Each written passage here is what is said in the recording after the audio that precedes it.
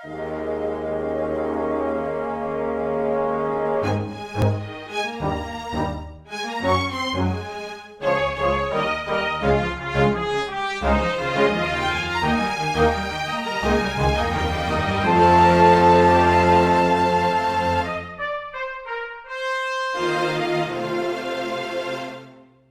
everyone. Welcome to Weekly Manga Recap. It is September the 15th of 2021. I am Nick here with Chris, and it is Manga Night. That is Manga Wednesday night, night. Manga night, Manga night, Manga night, Manga night, Manga night, Manga night, Manga night, Manga night, rights for reading. There you go. Remix the song for us. Somebody cut Okay. that, put a beat underneath it, just make it the new intro. That's like from a game, isn't it? Isn't it, it's Elton John, Saturday Night? Oh, okay, if you say so. And then I believe Nickelback covered it, which is how I originally discovered it. On the... Okay. I don't know. I guess just wait another 30 years and maybe Nickelback will be like more culturally relevant than Elton John. They're coming back, Nick. I don't know how to say this, and it feels like it's in that same vein as like the Star Wars prequels are the public perception is starting to turn on them. I feel like the Nickelback jokes are mostly gone now, and it's mostly people being like, you know, a couple of those songs were bangers. I'm not going to say all of them were. Photograph sucks, but you know, a couple of their songs are pretty decent. Yeah, and no band who can put out a song that's used as the theme for Monday Night Raw for several years could possibly be bad. As I said, they were also the theme to Saturday Night Boxing, I think was how they, because now I'm starting to wonder what the Elton John song, if it was Saturday night or Friday night. Friday night? I'm going to type it in. I'm just going to, I have to do this for myself. Saturday night. Yeah, Saturday night, all right. And I think, yeah, then they eventually covered it for like HBO Boxing or something like that. And, you know, it was a little less flary. I don't know how to, it's a little more grungy, but hey. All right, Nick, right now, I know what you're talking about, definitely. gun to your head. Yes. What's the best wrestling theme opening song for like a Raw or SmackDown? Just Raw or SmackDown? Yeah. That means I can't do Coheed and Cambria from NXT. Damn.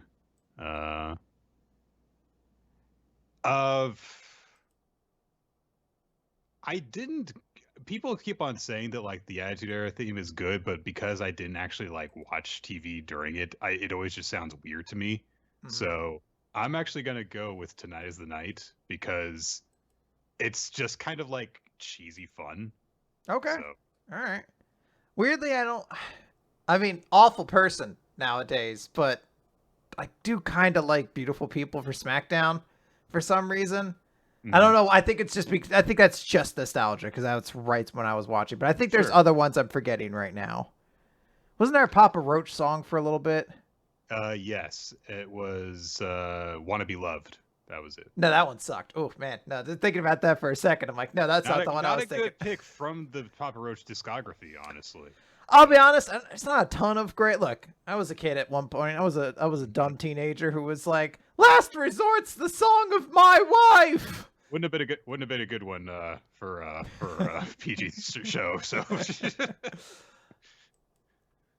yeah, no. Unfortunately, I think we had to look it up. Let's see, Raw and SmackDown. For those just joining us, this is the Wrestling Tangent episode of Weekly Manga Recap because we have 9 chapters to discuss this week, which is so much less than we have been doing for a long time now.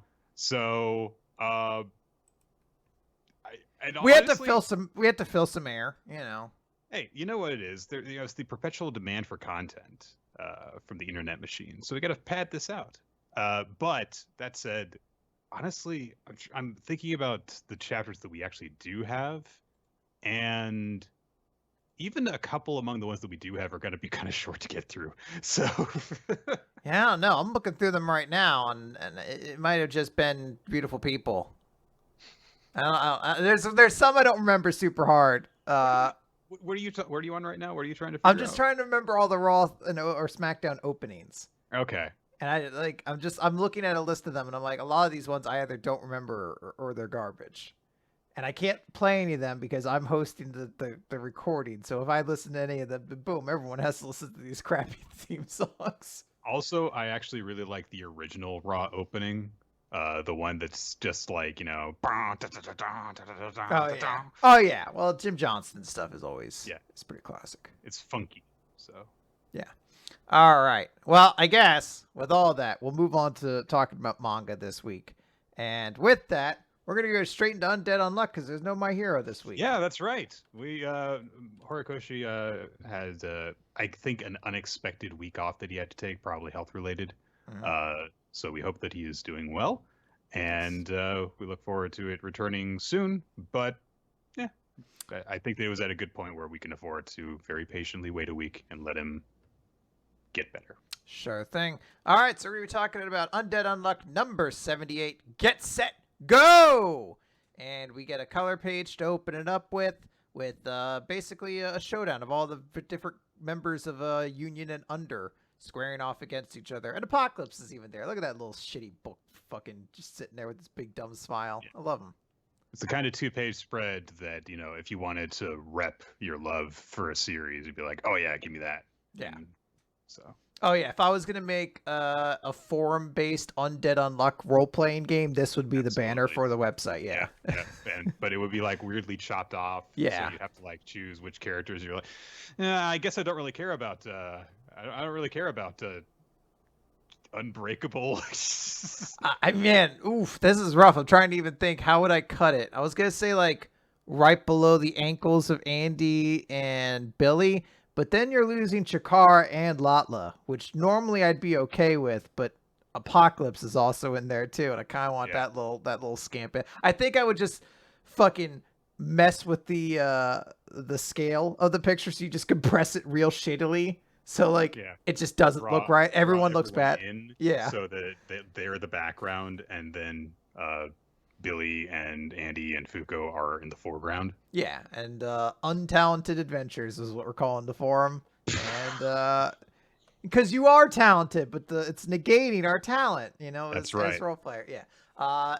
Your sad backstory is that you tried to set off on an adventure with your friends, but they all died because of your negator. Oh no, I'm Guardian of the Witch. I just wanted to have a hot-blooded youth adventure. My story was that we started an adventure and then it got canceled very quickly, so we all just went home. Anyway, so last time we got top sad backstory. Saw him racing out of the city. He's putting on this suit of armor, and we saw that Chikara is basically saying, "Hey, I have faith that my friend will reach the speed of light," and that's where we're catching right here. We get, I assume, a Kamen Rider reference of like the belt and a lock. I don't. It is a 2 trillion% Kamen Rider inspired design. So yeah. I mean, and the thing that really gives it away is that he has a scarf. So. Oh, okay. There you go. And I don't know how to pronounce this because I don't know if it's on ST Tacriizer or on Stratrachia. Like if they had to shift it because it's too long of a word. I assume it's on ST Tacriizer, but I don't even know how to pronounce that word. I'm a dumb idiot. I would guess it is that, and on ST for unstoppable. But since this is the first instance, I think, of this particular naming convention for a device, it is a little bit hard to figure out. Yeah. So he says, "Get set and go," and goes racing off. And we cut back over to Creed and Chikara. Creed basically explains, "Okay, I see what you're doing. He's going to accelerate while you keep me frozen, and then he's going to hit hypervelocity, which I can't react to, and then he comes in, you don't move, and he delivers a surefire blow." And Chikara finishes that thought by saying, "Yes, that'll break all of your equipment, and without your weapons, Undecrease won't activate." And Creed cuts him off and is like, "Yeah, I'll just beat both of you to the punch and fire off a bunch of shit immediately." So he fires off a whole bunch of rockets that are not just going through the room, but are also breaking upwards into the tower and interrupting everything else that's kind of going on. So we have a moment where Shen's just like, "Hey, what's going on down there?" And Andy just says, "Don't worry about it. Just believe in those two down there." And we cut over to Top, who's running across the Sea of Japan into China into England, passing by the Union table. Which is a funny little detail. Yeah. Yes. And his Iron Man armor is just like, now reaching unstoppable range. 20 seconds till armor integrity breakdown. Shut up. Yeah, you don't have a body yet. I don't have to pretend you're an important character yet. Yeah. And as he's passing by the round table, he thinks back to when Chikara was there saying, obviously before a lot of training stuff, no, I'll stop you, Top. I'll be able to get you to stop. And he's saying, it's like, hey, I just heard your story that a long time ago you got your friends into an accident and that you're afraid of rain at speeds you can't control and that you can't run with all you've got. But I will stop you. And Top's just like, yeah, scaredy cat like you won't be able to do it. Chikara's like, yeah, right now I can't. I really can't. But I'm going to get stronger, which is why, Top, if you have faith in me, once I've matured, I want you to run again at your top speed. And Top shouts out, here it is. This is my top speed. And little Jarvis just like 200% over unstoppable range. Armor detachment initiated. 10 minus 10 seconds till function shutdown. And Top's like, you shut up, stupid robot. I believe whether it's the speed of sound or the speed of light, I know you'll be there to stop me. And that's why. And rolling around at the speed of sound. Hell yeah. Got places to go. Gotta follow my rainbow. Which makes a lot of sense because these two characters are canonically gay in my mind. That is just a thing that happened after this chapter. I was like, they feel like they are be very good boyfriends for one another. Through so much of my life, I wasted so much time being angry about people who shipped characters like gratuitously. Mm-hmm. And now I'm just kind of like, yeah, ship whoever you want. What? It's not going to hurt anyone. But honestly, those 2 pages of them interacting and Chikara constantly holding his hands up like this, like, I'll stop you. I definitely see what people see in this. Yes. By the way, that particular song is a great song to read this chapter to. So he basically says, whether it's the speed of light or the speed of sound, I know that you'll be there to stop me. And that's why Chikara shouts out, don't stop, Top. And he just, Top is running through the air at this point with a bunch of missiles flying out at him. And he has a visual again to the racetrack of his friends there saying, you don't stop anymore. And he's like, yeah, sorry, guys. I won't stop anymore. Races into the scene. Andy stops to give him a high five. Hey! He fucking annihilates Andy's hand straight off his body. Just see the thumbs up shooting into the air.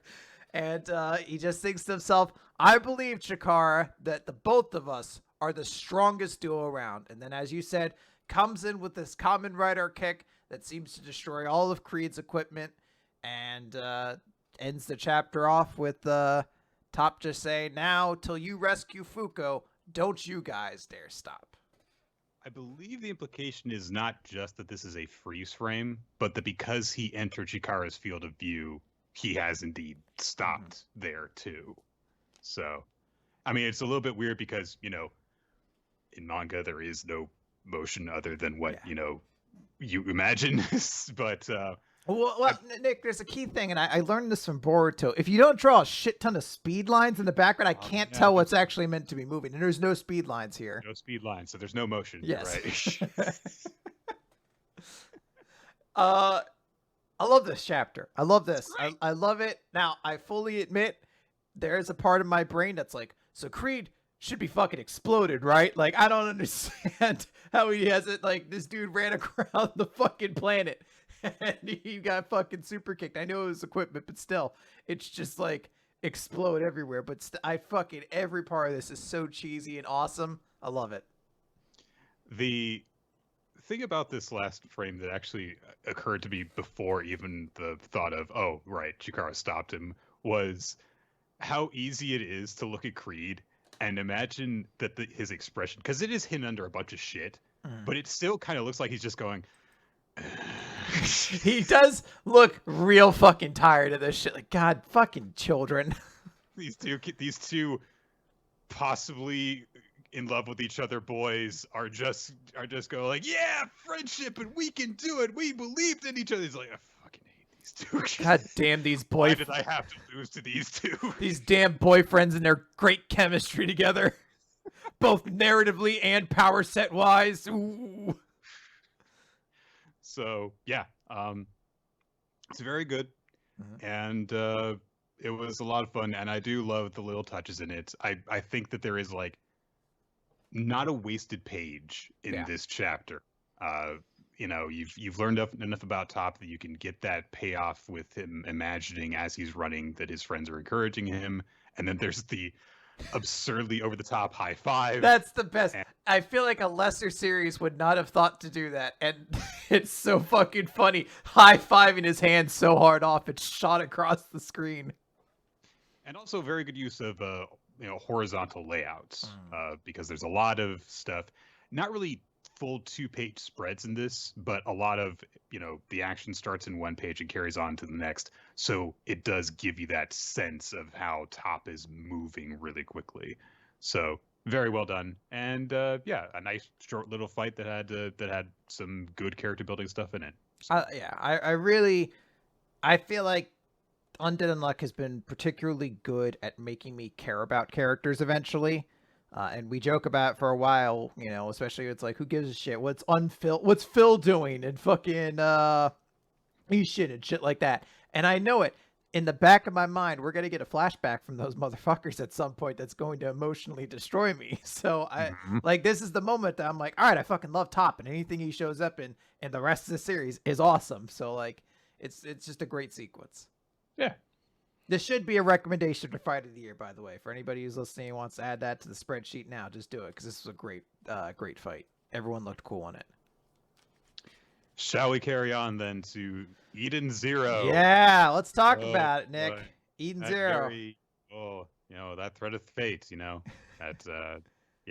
Well, let's talk about it. Yeah, let's get into that. So Eden Zero, chapter 159, The Strings of Unbreakable Bonds. And we get Laguna. Unbreakable? What? Oh, what a great transition from Undead Unluck. Yeah. We get a little cover page of Laguna posing for a makeup ad somewhere, and I only recognize that Heart Cruise was the fashion clothing line that Ellie used in Rave Master. Yeah. And I think also might have existed in Fairy Tail, but I just remember it from Rave Master. So nice little callback there. I don't think either of those two characters are people we're supposed to know, though. I don't believe so. I believe they're just supposed to be models who were also in this shoot with Laguna. Yes. So last time appears to be on a leash right now. So is one of them on a leash? No, Laguna is. Oh, Laguna, yeah. Well, I mean, gotta make it a little bit sexual, That's what perfume does. I think it's a lipstick ad. That's what makeup does. It enslaves you to itself, to the social norms it then creates for you, as you have to use it all the time. This shit got really insightful all of a sudden. From two people with almost zero experience in using makeup. The only times that I've had makeup on me have been when my fiance has put it on my face. So. Were you also wearing a collar like that, or is that too personal of a question to ask? Okay. not like that. I'm classier than that. Nick, the nice, furry padding on it. Yeah. Nick, tone it down. Serious time now. Last time, Witch is dead.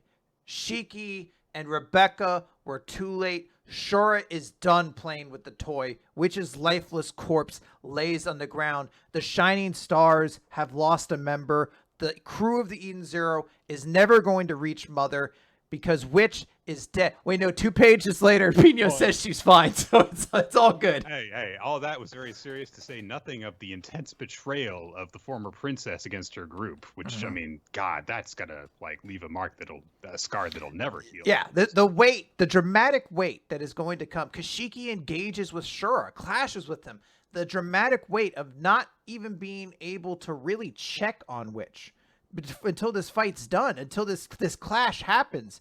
Really, just the gravity of the realization of, is Witch really dead? Yeah, the gravity, it's going to have to wait on us. We're going to have to wait and endure all this with a little part in the back of our mind, having a little bit of hope, but knowing it might not be true, because they were just too late. Oh wait, no, hold on. Pino immediately is like, "Hey, wait, Witch is still alive." Like, okay, cool. Yep. And then Rebecca runs up. Her skirt rides up, so you can see her underwear. And then she picks up Witch and is like, "Don't worry, we're taking you back to the ship." And I don't know how, but Witch's dress has form fit exactly to her butt cheeks so tightly. I can only assume they were painted on at this point. That it's not actually clothing. This is my favorite part of the chapter, not for the absurd cheekage of Witch, although, but because Rebecca, who to this point, yeah, she's agile and she kicks stuff, but we never, had a great demonstrations of her physical prowess. Just fireman's carries this lady. Yeah, a woman, by the way, presumably made of some kind of metal, so probably heavier than a normal person would be. So I don't know. I don't like her face though. Her face definitely looks like she's trying to hold in a fart or something like that. She's like, "Oh, well, after lifting her like that, yeah." Which basically is like, "No, you have to destroy the all-link system first." So it looks like that's what Rebecca might do. Although Pino notes, Mr. Laguna should be nearby. Let's meet up with him. And Shiki's just like, "I'm going to crush this guy." And Shura does the awesome villain move of being like, "No, you're going to get your head crushed." It's really lame. This was, okay, I know that you're harping on like the Pino immediately abolishes any dramatic tension in the first 2 pages thing, but I was expecting something along those lines. This all went downhill for me immediately with what Shura did, where, the colossal, apparently somewhat twisted evil version of Shiki literally just does not have a cool evil line. He's "No, you will be the one whose head is getting crushed." Oh man, I don't know. There probably is the bridge group out there who's eating Zero a bridge, but those, like, some of the lines they write in this series have got to just work for themselves. Like, "I'm gonna break your head." No, the only person's heads will be broken is gonna be yours. It's good stuff. All right, we cut over, and Juna, who at one time had a bomb up her rectum, she might still have it. We don't know. Goes on to explain Prince Shura doesn't know about love. That is what makes him strong. He'll take a life without a moment's hesitation. Just hesitated a moment to say bad line, so don't know if it's 100% on your prediction, but no, we get it. And Ajuna just starts choking Laguna, or Ajuna, sorry. Their names are very similar. Ajuna starts choking Laguna, and we get a silhouette of his head popping off his body, slice. And it turns to water, and she's like, "Huh?" And he says, "My ether gear turns people into water if they shed tears." I guess Ajuna wasn't technically there when he re-explained that's what his powers did when he used it on Rebecca and Shiki before. Which, by the way, I had assumed she would have had to have been defeated first before that power would have undone. But I guess if you get turned to water, it just deactivates then. She's like, "Are you saying you made yourself cry?" And he says, "I was technically an actor, even if nobody had heard of me, which is acting 101, crying on cue." And he elbows her in the face. Couldn't he have just been crying for real? I mean, like, he was A, being choked to death, which must have hurt, and B, he just found out that his old friend and possibly girl that he was romantically interested in had turned traitor and was being used against him. Those are things that would get you emotional, wouldn't you think? No, you would think. Into crying. Well, you see, Nick, and this is the mastery of hero storytelling. You'd think it would have been very significant that Laguna saves himself from a surefire kill by crying to avoid this attack. And you could put a lot of emotion in that.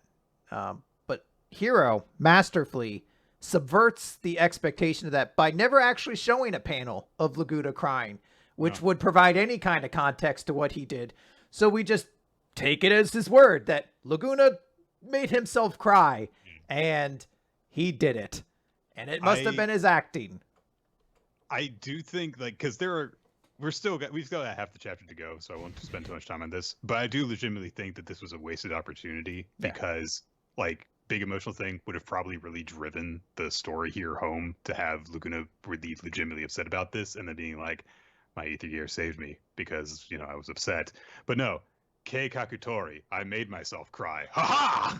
So Now, it is an established thing, because I want to point this out, that Laguna is an actor. We saw him. He was acting back when Witch recruited him. And that's actually an aspect of his personality I'd like to see explored a little bit more. Like, even if you wanted to play it up, he lies and says he was crying. He made himself cry as an actor.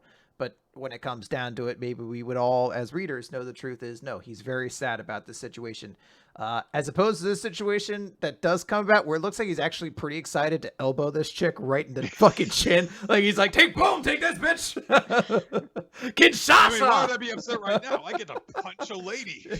I'm about to fucking elbow slap fucking Judas Effect, my best friend, in the face. Kablamo!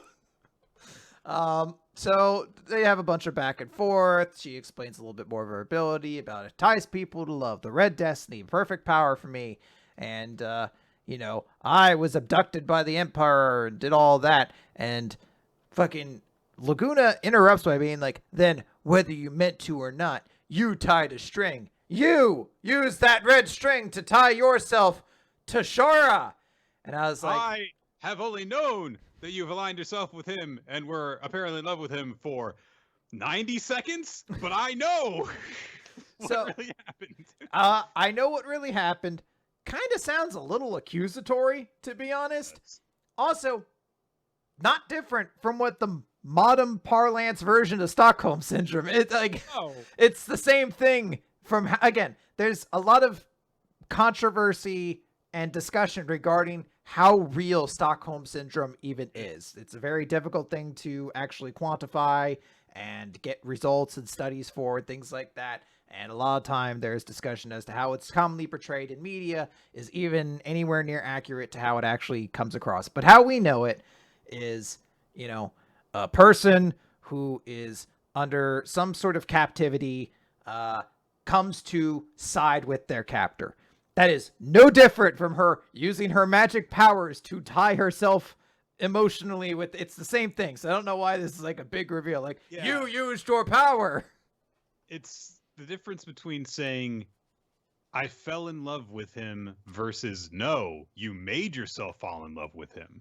Like, I guess there's a difference, but the willfulness is still there. It's even less that. It feels to me more like it's, I fell in love with him. No, wait. I used my power of making people fall in love with him to make myself fall in love with him. Like, that just feels like there's one extra step to the same exact thing. Like, you added like a little extra detail. But apparently this is the right thing to say because it works. So. Yeah. Juno's just like, what? No. What do you know about us? About a couple bound by destiny. And Laguna goes on about how your heart is crying.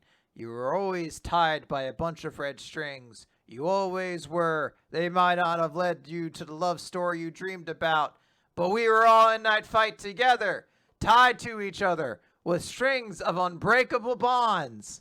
And she's like, no, I am an Imperial soldier. I fight for Prince Shura. And Laguna says, it must really hurt playing a role you never wanted just to stay alive. And washes away her strings, which she says, you washed away my strings? And Laguna replies, it's proof that your heart is weakening. She says, no, it's not. I'm just... And he says, when the heart is troubled, the flow of ether gets weak. Tears waves. Oh, man, I was really upset about my friend betraying our group, but now that I've elbowed her in the face, I feel pretty good. Time to go surfing. He's doing it in high heels, by the way. He's surfing in high heels. I want to make that very clear. He says, time to cut that fake red string tying you to Shura. And she cries, turning to water. And I love it. I believe Walterman in our Discord created it. There's one version of this page where she turns to water and you just see a bomb is the only thing left. I love it because there's some people who don't know if that's the real page or not. They're like, oh my God, did they actually leave the bomb behind? We get an image of a metaphorical red string, or I guess literal, that's her power, snapping And Laguna says, "Let's go home, princess, back to Oasis." And Ajuna's like, "Huh? Laguna? Where?" So she doesn't Presumably. even remember everything that's happened. How So convenient. It'd be wow, nice, you know? wow. You don't have I to. guess she doesn't even remember betraying her group, and we can just move She, on. And she, so the girl who's got her boobs out all the time can be a recurring character. I see. This will be the very funny thing: is if she shows back up again and she's wearing like the exact same outfit or something like that, and you're like, "Why?" I thought the reason she was wearing that stupid outfit was because Shura made her wear it or something like that. And be like, "Yeah, but it's hot, so she's gonna keep wearing it for right now." That's what we're gonna. That's what we're gonna say, at least. Yes. But we're not done, Nick. There's more to this chapter. A little There's bit more. another little wrinkle to put into our system as we cut back to Homura, who is complaining that Creed is following her. And Creed explains, "I already told you we're going to the same place." Actually, wait. Please stop and listen to me. It's a very interesting panel transition. And It's very strange. She says, What do you want?" He's like, I think we're working towards the same goal and we should help each other." And she says, "I cannot trust you. I do not even know your name." And he says, "It's Creed." "No, it's Seiji Hojo. I came from the planet Edo, just like you." And Homura ends the chapter by saying, "You're from the Shogunate family?" Bump, bump, bump, bump, bump, bump. So this made me really upset because I didn't get a finalized pizza bet before this chapter. I know, because you definitely, I would have probably given it to you right there if we'd had one. Yeah, like he's telling her that it turns out they're from the same planet and they were probably linked from childhood. Love interest tease right there. Boom. I just, it was amusing to me because when this chapter came out, I was like, I think I'm going to need 4 or 5 more twists on this caliber before I'm going to start giving a shit about Creed as a character, because this is not enough for it yet. I was like, I don't care. How many important male characters in Eden Zero have an established female love interest by this point? Shiki would presumably be with Rebecca. Which she kept on talking about how hot his future self was. So yeah. We don't know about Wise yet, although they've sort of teased potentially Kinda. Clean or Hermit, maybe. Right. There's even a little bit of stuff with Happy and Pino at times, I feel like. But that might just be like kid shipping kind of shit. Chris, or Jin, we don't have anything with it as of the moment. Not Gerard, definitely has not Urza.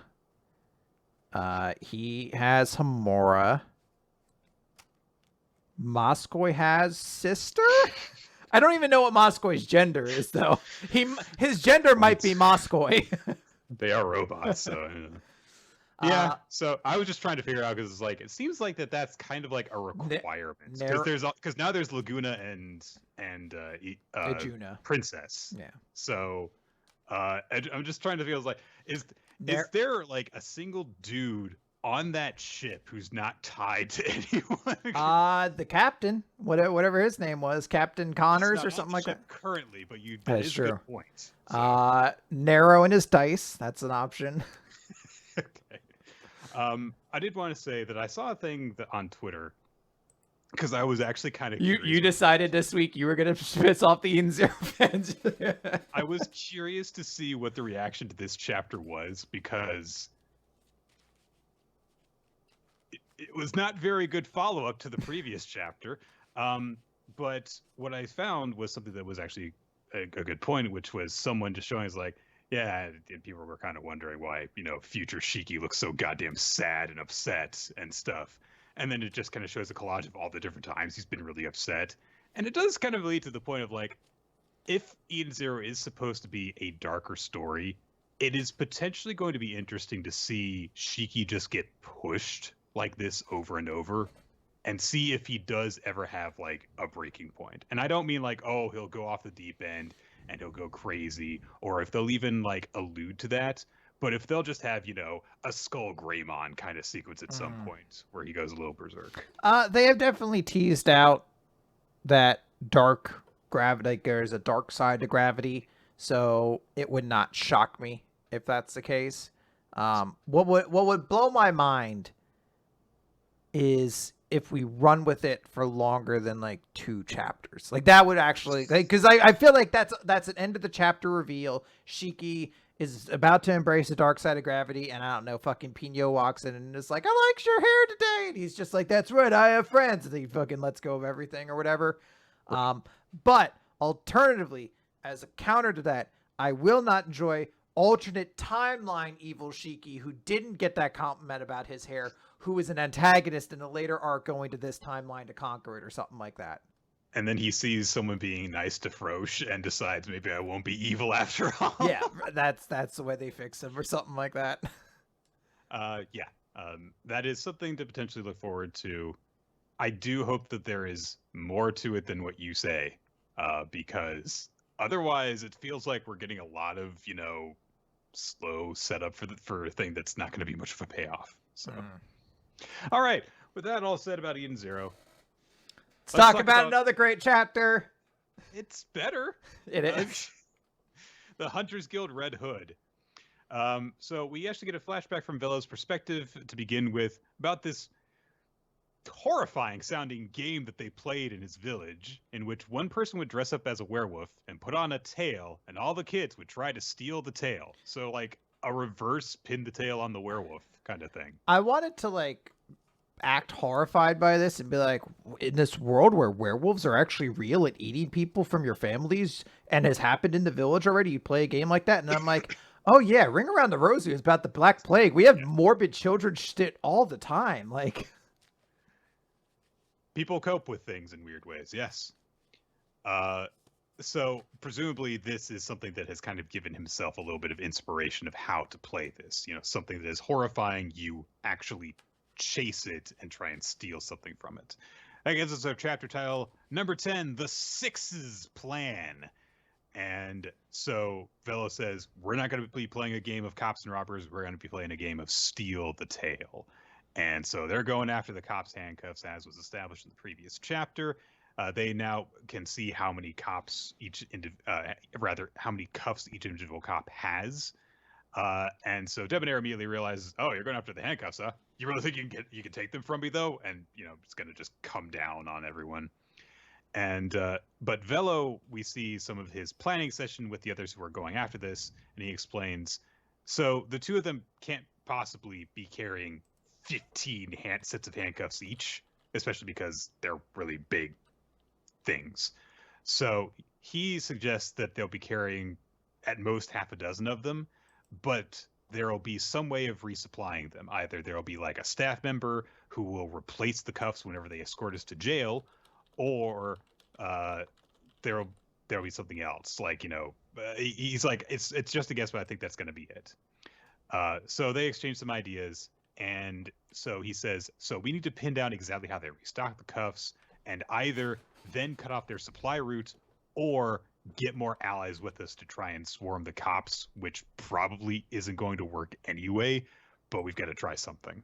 So the first thing that they need to do is gather information. They were at the point of they've got 2 hours to work with, and Bonkers says, yeah, how are we going to block their supply route for 2 hours? And Vela starts to suggest an idea, but then we cut back to the present. We see some fighting going on where I don't know exactly who does this, but I guess it's Mario? But a belt buckle on Debonair rusts and it comes off, and so the handcuffs get snatched that were around her belt get snatched away.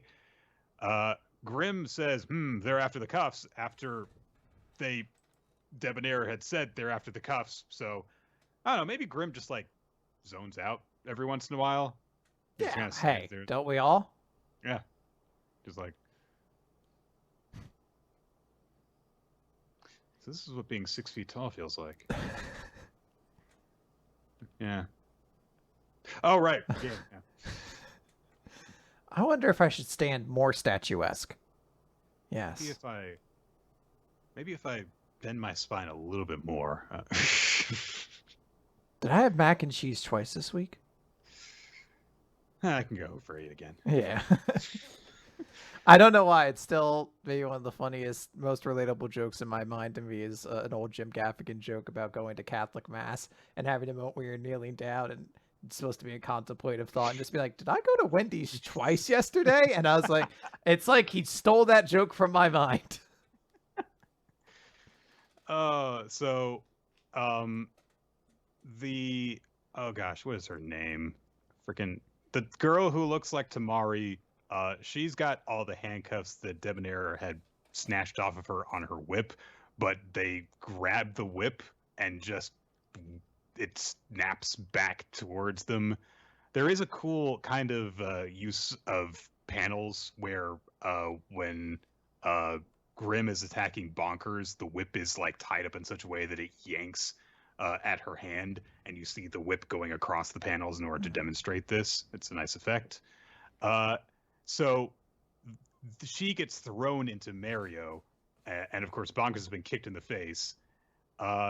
The sanctuary priestess lady uses some sort of magic finger thing to create a defensive barrier of what looks like French fries with fingernails. That is a very accurate way to describe them. Like gelatin made French fries that have fingertips. And so this barrier surrounds her and prevents Debonair from getting at her. And Debonair says, "So your power is a hex?" And she says, "No, it's God's blessing." Okay. I'm sure we'll get more information about that later, if there's time. But as a result of this kind of splits them off from some of the attackers. And so she and Mario and Nulo are able to get away, but Bonkers and Velo and Portion is the Tamari haired girl's name, are all thrown into the jail after the handcuffs are slapped on them. And then Grim goes and receives replacement handcuffs from one of the workers on the deck. And then they kind of have to go and deal with the barrier that's been summoned. And Debonair says, "I can't break the barrier, but it's really durable because it's not going to last very long. But instead of waiting for it to dissipate, I'm just going to make a ramp for us to get below deck by melting it." Okay. All right. So that happens. We are introduced to another character, which is great, named Laurel, who is the person who delivered the new handcuffs. And he's just kind of watching everyone, and it's like, "Well, you got caught really quick. Are you cool with this? I mean, like the rest of the people you were working with just abandoned you guys." But Bella says, "It's all going according to plan." And we see that during the planning session, he brought up the point of, I think if we get arrested, it's not really a big deal because, that's how cops and robbers works, is that there could be jailbreaks. So, but, people are, so Bonkers starts to object to this, but Portion has caught on to what Velo is suggesting. And Velo says, "It seems like a long test, but whether we pass or fail is only determined the instant time's up. You don't fail the moment that you're arrested. So as long as you're not in jail when it ends, you win. So in that case, we can just wait in jail and then near the end of the test, steal their cuffs and block the supply, and we don't have to worry about constantly cutting off the supply chain." And he says the most effective way to figure out what we need to do is actually by getting arrested and seeing what they do after the handcuffs are used on us. And he warns everyone, "Look, I am taking a risk on this. I'm kind of assuming some things. So if you don't agree with what I'm suggesting, you can just say no and we won't do it. But I have a reason for wanting to try things like this, and that's because I need as many hunters to pass this test as possible because I need allies to help me get rid of the werewolves. I need as many of you to do it with me." So there is logic in all of this. A lot of logic for this tiny child, but okay. So Portion's like, "Look, I don't really give a shit about what you're trying to do instead, but I mean, your plan makes sense. So I think that we should do it." The priest disagrees as well, and Bonkers starts to look kind of hesitant, But when Mario's like, you don't seem very enthusiastic about this, but he's just like, no, I'll do it. I'm assuming that's to allude to something. Yeah, I guess. But I think what he's saying is, it kind of follows up later in the chapter. I guess betrayal is a relatively common thing in these, and it's an ask of teamwork. So I think that's just to allude to him being like, I failed this 5 times before. Probably at least one of those times he could blame it on being betrayed by his teammates or something like that. But he seems to, he's like begrudging, like, all right, I'll go along with it. Yeah, I guess that's possible. But so they also end up from there deciding to actually deliberately split into 2 groups of 3, which they go to a long effort to explain that no, it was definitely deliberate that these 3 were arrested and these 3 were free. Okay. And so what they're doing as the free group is actually going around and trying to recruit people to work on this plan together with them. And apparently Velo just like says all this stuff out loud to Laurel, and Laurel's just like, oh yeah, cool plan. Which, why are you telling him? Maybe Velo's just one of those guys who just like, oh no, you won't believe it. I came up with I gotta tell you about how smart I am. So yeah, he wants to brag. Everyone else in the group knows his plan. He has to tell it to somebody new. And this person's just like, cool. I'm the dude who's trying to stop you, though, so I don't know if I'm the one you should be telling, but... I am working directly with Grimm and Debonair, and I could very well pass all this information on to them so they know what to watch out for. He's like right on, though, dude. I like your spirit, man.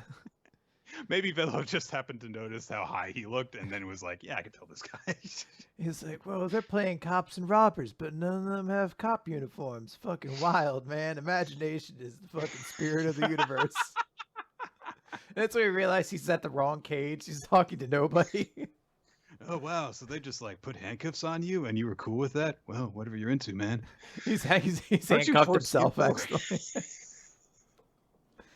So...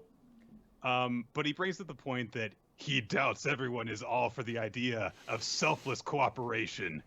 And then we smash cut to Tilty saying, no, I'm not going to do that. Because, and so they're like, I thought you were like Velo's friend. And we're not friends. No, I've just been traveling together with him for 4 months. Yeah. We've just been roommates for 3 months now, or 2 months now. No, he was the one roommate before they combined. Yeah. So yeah, he was roommates with him for like 3 months, presumably. Tilty's got to be a bad roommate. Like, well, he would not have cleaned up the room if Mario had not harped on him. Yeah, I was gonna say they do establish he was kind enough to do that. So that one panel goes to show what kind of a kind person he is deep down. That's right. But Mario's like, oh, I see that you're hiding here in where there's just a bunch of coal. So if she uses her fire, it would be disastrous. Anyway, what happened to you during the test? How did you fail? And he says, it was betrayal! Betrayal of the highest caliber! We were going to work together, but then we didn't. Bum, bum, bum, bum, bum, bum. What a dramatic twist. Yeah, he doesn't even go into any detail. He's just like, we were all deceiving each other, but we dragged each other down. It was really pathetic. So you can't make teams because it's too big a risk. Oh no, it's the prisoner's dilemma. So, yeah, he says there is no more fragile bond out there than one that's built on trust. To which I say, what bonds have you had that are stronger than the ones built on trust? Well, it's weird. It's a weird thing too when you think about it, because I was like, I could understand it if there were different rules to this game, where it was like only a certain amount of us are actually going to get to be hunters, or if there was some kind of ranking system at place, or so. But there's none of that in this game. Like, there's no limit to the number. Everybody who's not in prison gets to succeed. And it takes 2 hours. So you would assume, like, yeah, it actually is pretty advantageous of us to work together. Like, we could all, yeah. It's not pitting the hunters against each other. It's us against 2 people. We just have to stop them, basically. And then all of us pass. Yeah. This is not a situation of, I don't have to be faster than the bear. I just have to be faster than you. Because once the bear catches that person, they will then immediately start chasing They have after a you 2 hours to catch us all. So yeah. So it is definitely to your advantage to have as many allies as possible, because they're the ones that are going to get you out of jail if you get caught, which inevitably you will if you're just on your own and you're being a dick to everyone who's like, well, I'm not going to save that guy then. So. And they did mention that the tests are different each time. So previous tests having more of that would make sense. But in this test, I am just like, everyone who's logical has already come to the conclusion of like, yeah, this is the logical way to do it. So it is weird that there are some people who are just like, no. But then again, we live in a world currently where people are eating horse paste instead of just getting a vaccine shot. So I don't know. Some people are just weird. I don't know what else to say, I guess. We would have benefited if there had been, instead of so much explanation over like really basic parts of the plan, like this is where we'll form 2 groups. If instead we'd have gotten like a half a page of Tilty explaining what the test was in which he was betrayed. Yeah. And then you can get an idea of like, oh, that really sucks. See how deep and I it's can scarred. See why you thought you could depend on someone. Like it seemingly on the surface would make sense for you to trust each other. But no, we just like, someone betrayed me, and that's it. So, and then we get the end of the chapter. We cut to the jail where Laurel is looking down, and he's like, what the fuck? And there's like this fungus or roots from something wiggling along the ground, and it goes all the way down into a place where Mario and the others are, and there's a message from Velo because, oh, it's green. It's a signal. It's that they get replacements from the staff. So they're going with Plan A to try and cut off the supply route. So yes, that is the chapter. Fun. As we go through this exam, I am liking it slowly more and more. Mm-hmm. But there are still flaws with this series, and it bums me out because like there's some good stuff in here that is being beaten down by these like pacing flaws and focus flaws. So yeah, I mean, I'll say that ultimately I do like a lot of this chapter. I like some of the small touches. Even though it's a dumb touch, I do like Mario being like, yeah, I kind of have an idea that I could trust you. You're always quick to kind of help cater to like the stuff that scared me and everything like that. And the idea that Tilty is hiding in a coal room because he's like, Debonair can't come in here because she will explode the ship. Like I was like, little touches like that show the characters are thinking in this universe. I just find some, and I do think some of the paneling, as you mentioned earlier, is pretty clever. There's some stuff, though, I think the action is relatively hard to follow still in this series, and sometimes sequence changes are a bit hard to follow. And also, this is starting to, I don't want to say starting to drag, but the series is potentially running on a very limited clock going forward. So I'm like, I wonder if they're going to become hunters, and then it just ends, basically. Yeah. And they had many more adventures. Yeah, they killed all the werewolves. The end. All right. With that done, we're going to move on to Magu-chan, God of Destruction, Chapter 58, The Dawning of the Crazy Cafe! So, we begin this chapter with Neputaku, who's digging through some garbage, and Ren is watching him, and he's like, oh, he's running through the garbage again. I thought he'd been, like, being serious at work and stuff, but what the hell? And he's talking about world domination. What is he doing? He'll never stop being an evil god. But Neputaku just takes this little shelf and drags it over, and he turns it into a little stand for his miniature cafe, the Crazy Cafe, which we were basically told that the way that this is translated kind of loses a bit of the fact that the name is a ripoff of Ren's Family Cafe. So, but he's got it, and he's got, little like taped together bowls to serve people, and he's got his little outside grill and stuff. So he's ready to cook for people. And oh, Neputaku. So he's like, oh my god, this is great. This is gonna be great. He panics when Ren comes up. He's like, yeah. I own an eatery now. Place your order. And Ren's like, what are you doing playing shop out here? He's like, no.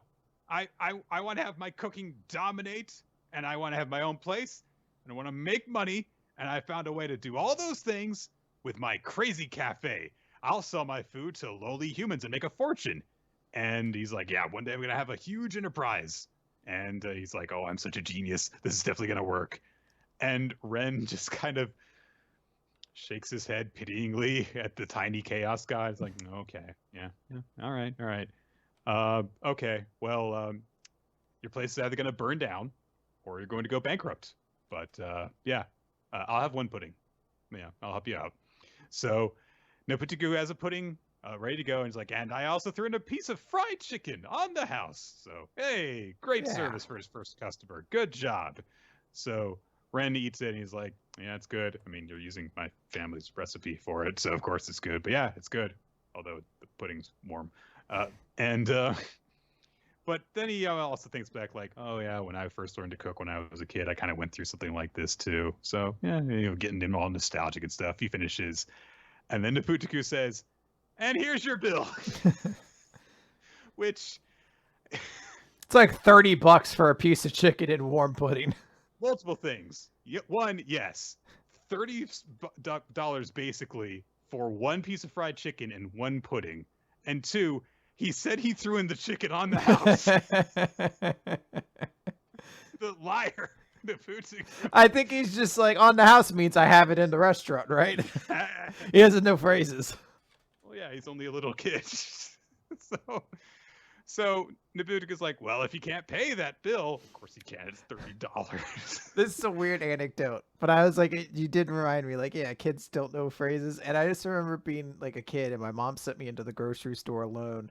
And I think she gave me like $20 to get like maybe like $5 worth of stuff. And I remember like after like handing the person my 20 and then be like, keep the change. And they were like, no, get back here.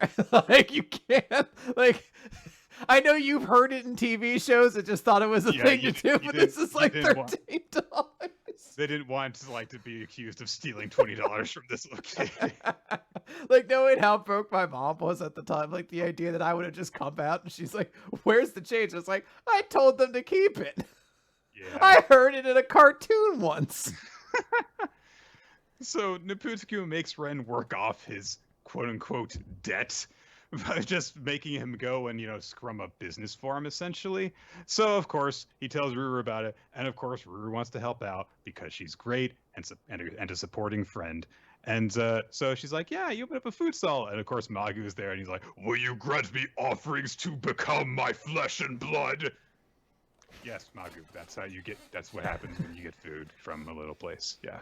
I like that you could use that Homer Simpson joke there where you're like, will you grant me offerings to become flesh and blood? And they're like, yes, I could exchange goods and services with you. Like, I just have to recognize that's how you recognize commerce. So Ruru's like, okay, yeah, I'll buy some fried chicken for dinner tonight. And Noputiku, of course, like, here's your fried chicken. That'll be 5,000 yen, which is like $45 for like $7 worth of chicken. And so Ruru just spins on her heels like, all right, let's go to the supermarket. And yeah, Ruru's like, look, I know you, Noputiku, but I'm not going to spend that much money on that guy. And she says, I could buy 200 packs of natto with that kind of money. It's not worth it. So Noputiku, of course, immediately crumbles. He's a horrible businessman. He's like, I'll drop the price. How about 5 yen? Which is like a nickel. Yeah. So she's like, yeah, okay, I'll buy that much fried chicken for 5 cents. And Noputiku is just like, yay, I made a... I'll be honest, Nick. I started to hate Ruru here a little bit. I was like, you're such a fucking scumbag. You know this is costing him way more than 5 cents to make this chicken. You're taking advantage of him at this point. This is your friend. You know he's an idiot. You should be the responsible adult here, goddamn. I know he's an elder chaos god who should know better, but he is the mind of a child. You need to be the responsible one here. I understand where the point you're coming from, especially because then she goes and tells her friends Yeah, about it. I was like, she tells everybody, like, hey, War. everybody come over. Naputaku doesn't know the fucking price of chicken. This idiot's giving it away for a nickel. And he's just like, he's just so happy to be working too, that he doesn't realize until too late what this is doing to him, that he can't maintain this business, that he's selling at a massive loss. Because, and he's even like, I've got my hermit crabs to help, but I can't just leave the customer service to them. I gotta work hard, and then I can't neglect my part-time job either. Oh, so much work. Oh, but you know what? I know what I can do. I'll hire part-timers, and my enterprise shall expand. So he goes to Rin, and he says, I'm giving you the privilege of working beneath me. Which, as a working woman, I'm sure that she has heard many times in her life. But she has another idea. She doesn't, like, reject him outright. She's like, hey, I know what we'll do. And she goes to Nosukoshu and is like, yeah, go work for Naputaku. And Naputaku is like, why is the god of illusions in your bedroom? And Rin says, yeah, so we were supposed to, like, beat the laziness out of her by having her work at the beach shop, but didn't work. So I wasn't sure what to do. So I just use her as a pillow because she helps me sleep. So yes, Nosukoshu is essentially her Pokemon now. Yeah, I was gonna say, and a twist everyone cut, not twist, but a development everyone foresaw. The fact that she uses her as a pillow is pretty great, though. So yeah, Naputaku, because Nosukoshu's so lazy that she can't even be asked to, like, walk, picks her up under his arm, is like, come work for me. So, but of course, Nosukoshu doesn't want to do anything. Naputaku offers her 5 yen to work for him for the day. So the crazy cafe grows, but it didn't last long.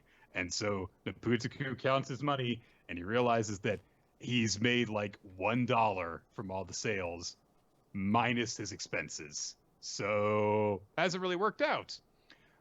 So Nobutaku's panicking, but Magu comes by and he's got a big old thing of Tupperware, and he says, furnish me with rations to become our dinner, Nobutaku. Give me change for this. And he gives him 1,000 yen, which is like $9-10. And so Nobutaku doesn't know how change works because he doesn't set prices for anything. And so he gives him 5 yen in exchange, and he gives him the only ingredients that he has, which is some parboiled seaweed, which is going to be incredibly cheap. So, hey, he's made almost $10 all of a sudden, just like this. And he's like, oh my God, it all makes sense. I'll just sell cheap items and then sell them at a high price. That's the backbone of business. Oh, baby's first economy. He's learning. Not the right lessons quite yet, but he'll get there. So, but then he realizes that because he's just stocks up on seaweed, and nobody wants the seaweed except for Magu-chan. So he's like, I don't know, I don't have the capital to buy ingredients. Oh my God, what am I gonna do? I've got one choice now. Uneris, please help me. Or does it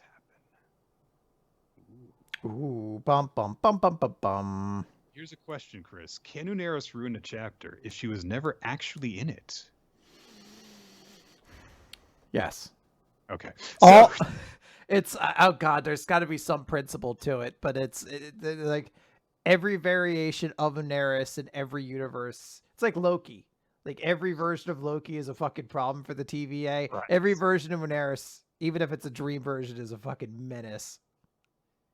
So Uneris essentially decides to be the new backer for the business, but, you know, since she's, you know, the shark, she gets to have some say in how it's run. And so she demands that it be converted into a maid cafe. So Naputaku and Nosukoshu dress up as maids.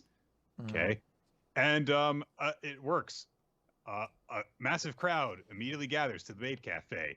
And we get a weird joke where Naputaku does the, you know, injecting love into your ketchup rice thing, except he uses his frenzied roar instead. And apparently the effect of it affects the rice omelet the omurice, I think it's called. And so everyone's really, really happy, and Nobutoku makes much money, and then he wakes up because no Sakoshu just made him have a dream. And so everything about basically after he sold the seaweeds to Magu-chan was a dream, even going to see Uneris. So that didn't actually happen. It does speak to the character, the content of Uneris' character, though, that they just assumed, like, in a dream world, they're like, yeah, Uneris is going to do some weird shit, like make us open a maid cafe or something like that. That'd be kind of weird, right? Yeah, and I guess Nobutoku just knows what a maid cafe is. Or no Sakoshu knows what a maid cafe is. Yeah, I think that's the more likely scenario. Ruru shows up with Magu-chan, who has just learned that he has been deceived about the cost of the seaweed, and Ruru's like, yeah, I can't eat this seaweed, all the seaweed, what the hell? So Magu's upset, and Rin has come as well because she's upset that her kid sister sort of has been deceived like this. So Nobutoku, of course, is really upset, and he's like, I can give you your money back. I just need to open a maid cafe. And so he goes to Uneris and starts the maid cafe, and everyone's like, why would anyone want a maid cafe with a starfish and a dream demon thing as the client, as the customer service? So instead, he has to work under the Knighthood branch office to pay off his debts, and they force him to work in the mines because Uneris is a slave-driving asshole. So this chapter was really good until about 2/3 through, and I can't tell you exactly what happened to it. It was the dream sequence. That was it. I will also be honest, kind of side with the Nobutoku most of this chapter. I was like, he is a greedy asshole at the beginning, but they do also explain he's also very dumb and easily tricked. Everyone just tricks him. Look, here's the thing, and I made the same argument when it comes to my cousin Sean. At some point, you have to recognize this guy is a menace, and you need to be the responsible adult with dealing with them. All right, this is a story that gets told in our podcast where my brother went to pick up my cousin Sean. My cousin Sean had both phones on his lap as with the navigation apps open, and then they missed the turn because Shawnee Boy was telling jokes. And Shawnee Boy's defense is, I don't know why you thought I was navigating. Yes, both phones are on my lap, but I'm not navigating. I'm here for the fun. That's your job. And I've said it before. I'd be like, in any other normal, like, human conversation, you would be right to assume that person's the asshole. But we know enough about Shawnee Boy at this point that you are the idiot if you assumed he was going to do something different. I don't know what else to tell you. Yeah, poor Nobutoku. At least he had fun for a little while, though. Yeah. He had fun playing business for a day. So. Yeah. It's like when you go to Enterprise Village and they teach you how to, write paychecks for people. And then you're the bookkeeper for the company and you have to just write checks all day and hurt your hand. And it's not nearly as much fun as you thought it would be. Is that a true story in your life? Yeah, there's a thing in the Pinellas area where they host events for like 5th graders and then 8th graders and then like I think seniors in high school, where you basically learn about different facets of like working. Huh. And so, yeah, you learn about like, going to work and like having to wear a work uniform and stuff. Yeah. Sounds bad. I don't like it. Sounds like it teaches personal finance to a degree. It sounds like free labor from children is what it sounds like, Nick. I mean, no labor is actually accomplished. We're going to take it to Twitter. We're going to cancel whatever thing you mentioned. I don't have time to remember what it was. I think it was like some bread company. Let's take them down. Just take down all the bread. It's not like we record this show. So. Yeah. Wait, were we supposed to be recording? Yeah. It doesn't work when it's not Austin on Dice Funk where I can say that. Like 60 minutes into an episode, like, was I supposed to hit record? And just you hear like in the back everyone of his panics. mind. Well, in the back of his, because I've done it 1,000 times, so he knows it's a joke. But there's a small part in the back of his head is like, is he joking right now, or is he like, you can't keep doing this? This is very stressful to me. My way of dealing with it is just like, well, I guess Chris forgot. Which has happened. The season finale of season 4. I forgot, like, my recording did not work, and I had to record the entire episode afterwards by listening to everyone else recorded and figuring fill out what up. And the worst part was when clearly there was a pause, and then everyone else laughs, and I told a joke, and I was like, I don't remember what fucking. So you had to come up with a new joke to fill in the gap. No pressure. But the good part is it doesn't matter what the joke is. Everyone laughs afterwards, so the joke could suck. They probably did. There was probably a lot of jokes in that season 4 episode that were like, oh, this stinks. Anyway, Dr. Stone. Let's set stoned. Z equals 210, not one way. Get a cute little picture of Chrome and little Suika running off somewhere. It is little Suika because she's short. But I was gonna say is like she's got big Suika hair, and then I was like, no, she always had that hair. That's right. So anyway, so we have just established that Senku's plan for dealing with Y-Man is to have a 3-man team basically do a suicide run on the mission to the moon. The ship will be one way, and they will set off the Medusa device in order to petrify everyone on the moon, including the 3 of them, and then they'll just have to wait there for more technology to develop so that they can be rescued. So Chrome and Suika are left to think about this for a bit. We cut over to Yo, who is like, oh man, I came out here to get away from the computer labor, but it turns out there's labor here too. Yes, you dumbass. You're in the science kingdom. Everyone's got to work hard. Kaseki asks for some details about, creating the rocket. And Senku says, yeah, we got to process these rocks a lot. And he draws up a rough roadmap to show we form the rocks into aluminum, which then becomes duralumin. And so people get excited and stuff. He says that the amount of money spent to produce aluminum for the Apollo rocket was 3 billion yen, which is a lot of goddamn money. I believe that's in equivalent dollars, adjusted. But anyway, so. That would make sense. So to make the amount of power in order to convert this, they needed a hydroelectric plant. So that's something that they've got to create. And he says, and in order to make that kind of plant, we're going to need to go to a place where there is a land with rivers to spare and varying elevation. Japan!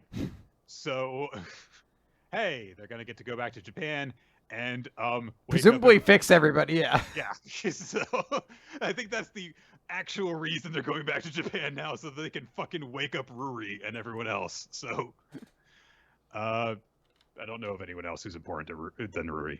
I guess the chief. I think that's the chief. Is news reporter girl there, or is she in America? I believe she's in America. Okay. Might be wrong about that though. But yeah. So everyone should be awake out of everyone who has been awake, basically, except for Stanley. So, so hey, they're all going to go back to where everything started in order to actually build it, and they put the Beauty and the Beast Rose Voss thing over the Medusa device to seal it away. I guess it's like a soundproof cylinder. I don't know. Yeah, well, sealing it away. So they're gonna do that. Ryusui says that his intuition tells him that the Medusa device can even revive the dead. So, yeah, I guess he's figured this out too. Cool. Good to know. Good thing we kept this a secret from everyone, only for Ryusui to just blab about it, where I believe only Gen and Senku can hear anyway, but... and so, yeah, Senku reestablishes it's going to be a one-way trip. Chrome looks up at the moon at night thinking about this. And he's like, well, obviously Senku's going to be going. The pilot of the ship's going to be Ryusui. And the fighter's probably going to be either Tsukasa or Hyoga. And the rest of the kingdom will probably never see any of them ever again. And he makes a sad face. And how does he make a sad face?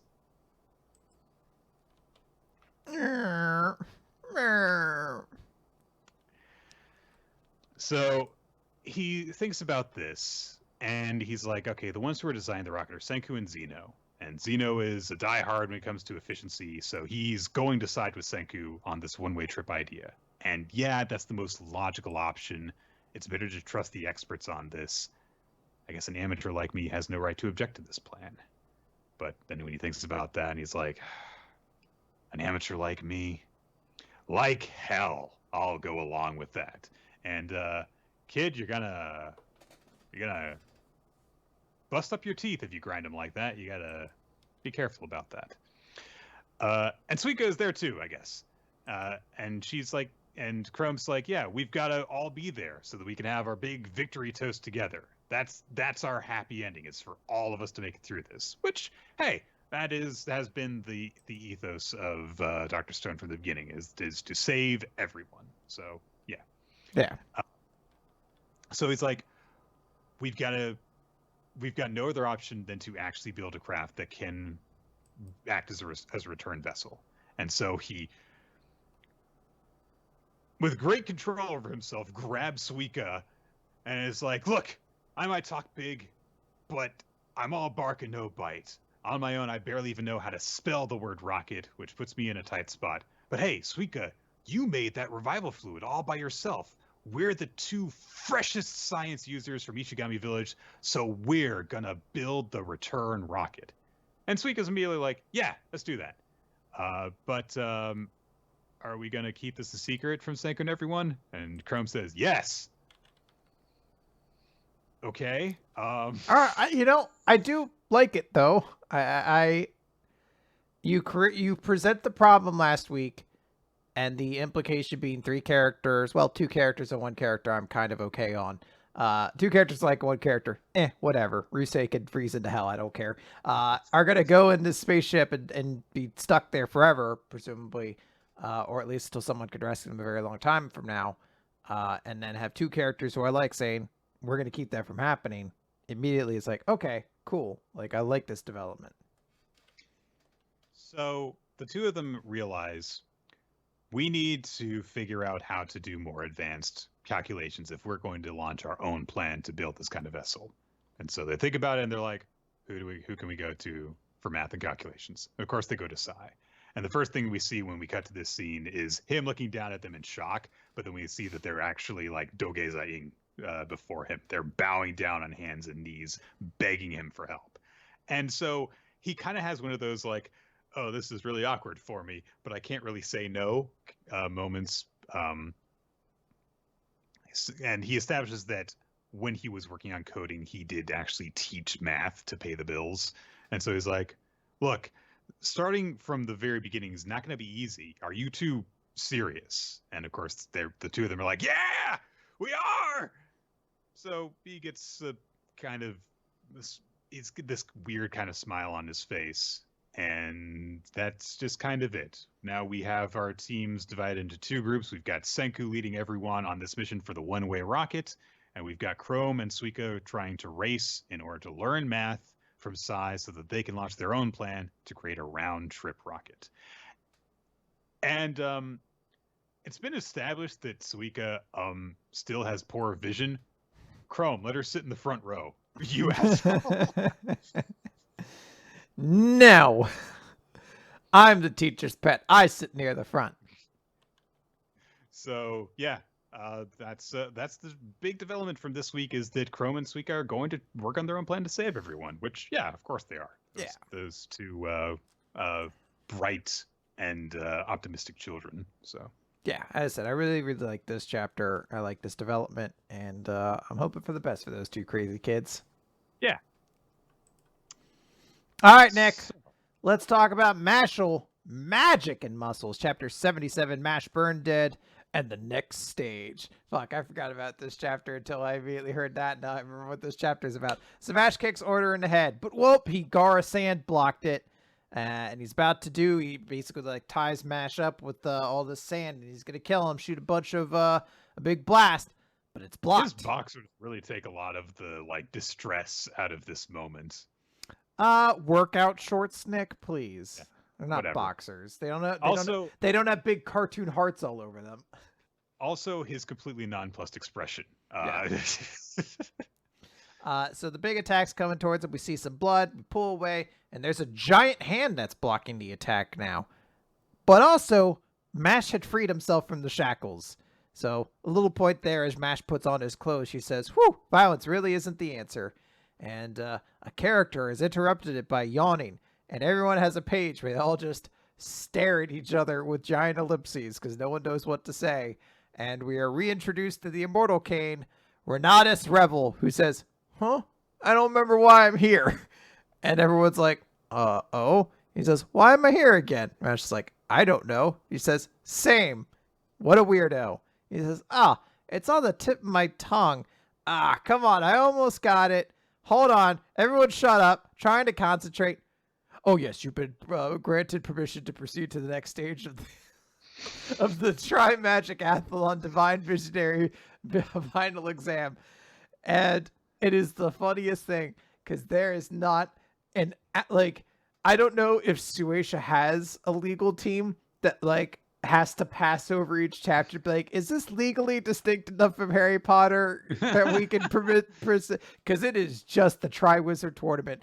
3 schools are going to send all of their best students to essentially do this giant contest, and this is essentially how the Divine Visionary is chosen.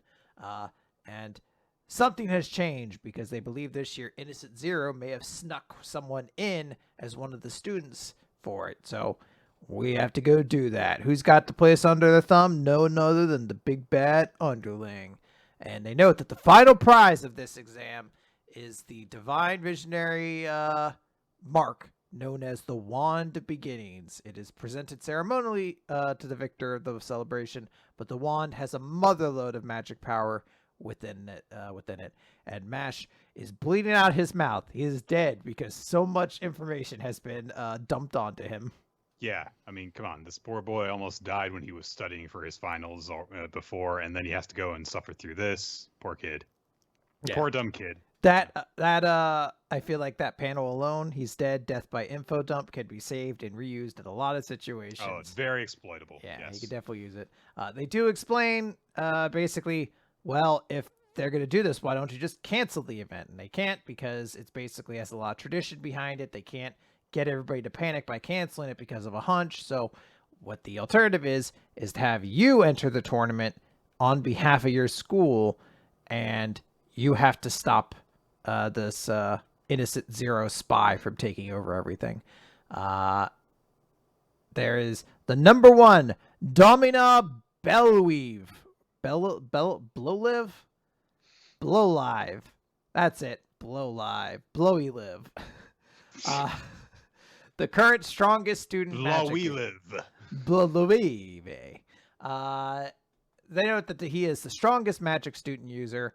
As strong as this visionary is hard to say, but probably considering it's Innocent Zero's kid. And Mash just says, must destroy Dark Magic School. Must destroy Dark Magic School. Renata says, hey, win the tournament, pass the exam, and then you become the next visionary. The world will acknowledge you at that point. This is the true final exam. And then he says, are you cool with that, Order? And Order says, Domina, I'll be acting on my own, so do as you like. And he makes a sand portal or something and just leaves. And Masher's like, huh? He backed down? Renatus explains, Order gotta take care of him stuff on his own. Domino was at the center of a lot of nasty rumors in middle school. There's been talk about the visionary who came after Order, the one before Rain. They were crushed so bad that nothing could be done for them. And the rumors say it was Domino who was responsible. It's unreal that a middle schooler could be a divine visionary, but for Domina, it could have happened. So take my word for it. There's never been a magic student user tougher than him. And I love it because Mash says, this Aqua Blue Light's going to be my toughest foe yet. Clearly did not bother to pay attention to the name whatsoever. He just said a weird-sounding name, and you know what? That was a good move. He did it with such confidence that you're like, maybe that's what he thought he heard. Renatus tries to help out by saying, don't worry, we got some of the guys from St. R's who competed with Rain last year, so I'll contact him and let him know to help you out. And Mash says, with Rain, I'm sure I can count on him. And we cut over to Domina, who has fucking murked all 3 of the people we just got introduced to. Yep. And just says, you fought with Rain? I expected so much more. Bum, bum, bum, bum, bum, bum. Our next antagonist in the Triwizard Magic Tournament, or whatever they're calling it here. If this was supposed to be a thing where like only Lance was supposed to be put in, and somehow Mashle also got put in, then it's gotta be like, all right, this is.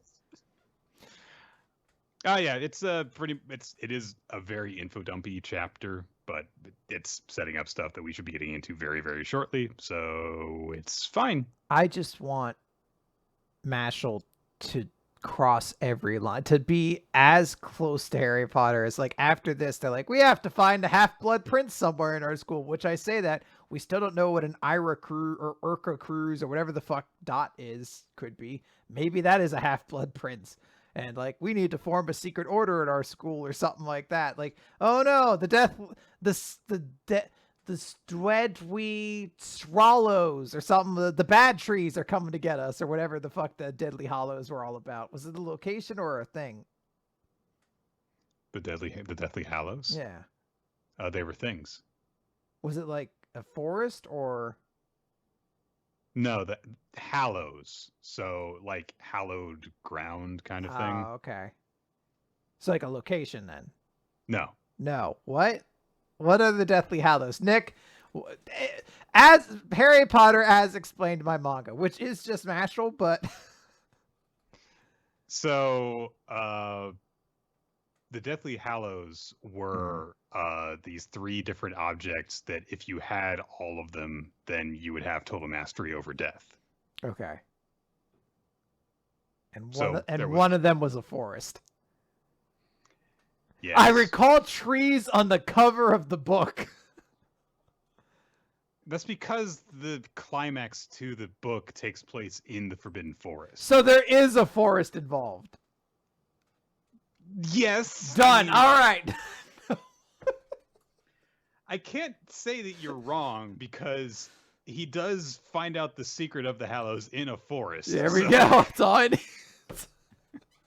That's all I needed. The Deathly Hallows of the forest. I got it. Am I actually saying that wrong? Is it Hollows? I forget what it is. Whatever. I don't even remember. Whatever. I don't care. So we're gonna do the Elusive Samurai now. Let's do it. Chapter 31, Desire to Survive.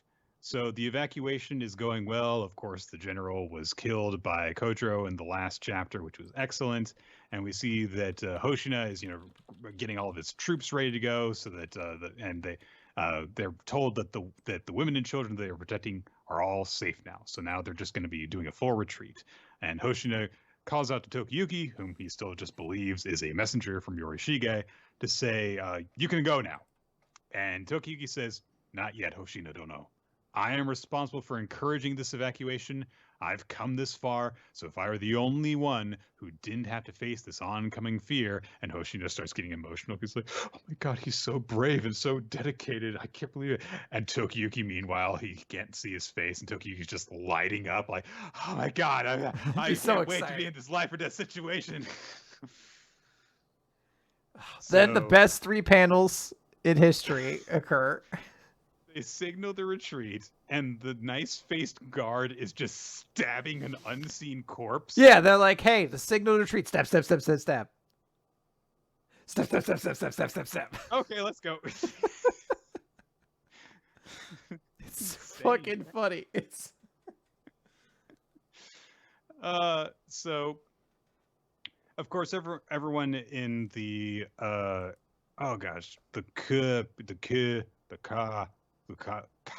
Kokushis, and everyone in the Kokushi's army sent is what Hoshina's troops are doing. They're trying to close in on them while their backs are turned, but the riders are able to launch arrows from their bows as they're retreating. Tokiyuki is joining in with this as well. An archer from among the Kokushi's soldiers tries to take a shot at Tokiyuki, and he just matrix bends himself out of the way while still on the horse.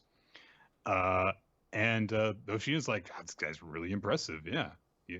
And we see the Tokiyuki, he's gotten to improve from this, and we also see that we get some narration explained that the rear guard are in the most dangerous position during a retreat, and as a result, they get the admiration of their brothers in arms very easily. So this, of course, is very important because Tokiyuki's got to win over these new allies. And then we cut over to Fubuki, whom we saw riding through the mist while Ichikawa rather, was leaving the Kokushi behind. And so he's like, yeah, I'm going to go strike the decisive blow now. And so Ichikawa realized what's happening. And contrary to the sort of prediction that we had last week that, he might, just abandon the Kokushi because he doesn't like him. Nope. He is a very sound-minded general and knows that would be a bad thing, to just allow this person to be killed. Well, he also specifically notes that it's his responsibility to keep him alive, so he'll probably be killed if the guy's dead as well. So he knows not to put the bad feelings ahead of, the most important stuff.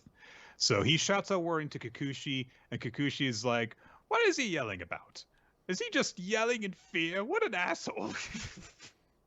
Making no friends, of course. So Ichikawa tries to storm back in order to help out, but he's too slow, and Fubuki reaches the Kokushi, leaps gracefully out of the mist. Very cool effects with the mist swirling around them, by the way. At least a really cool pattern. He slices with his swords and cuts off the Kokushi's hair.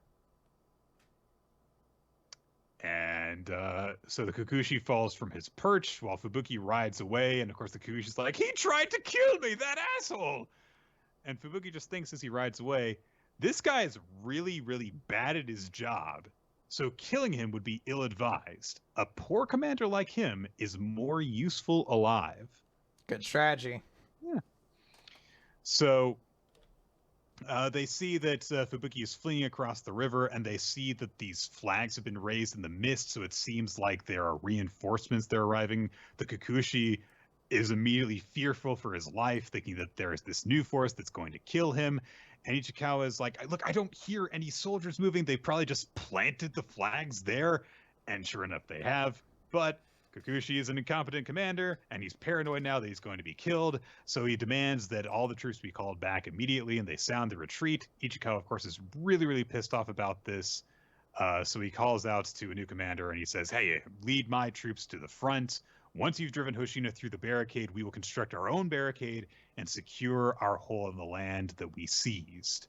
And Kokushi is immediately like, oh my god, this is supposed to be an easy victory.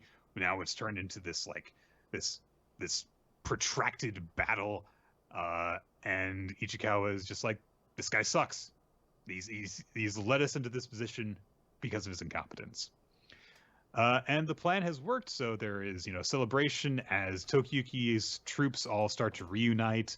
Kojiro arrives, and the round-headed, square-headed guy says, like, oh, that Kojiro guy is really amazing. He finished off Yonemaru. Hoshina says, do you have his head as proof? Because everyone in this group is crazy bloodthirsty, and also, samurai age was a weird time. And but they say, we left it. And Kojiro says, after all, he taught me a lot. Besides, you can't pay me a reward anyway after losing half your land. Smart ass little kid. Yeah. And Hoshina's like, yeah, you're right. But he says, this is the first time I've felt so good about losing a battle.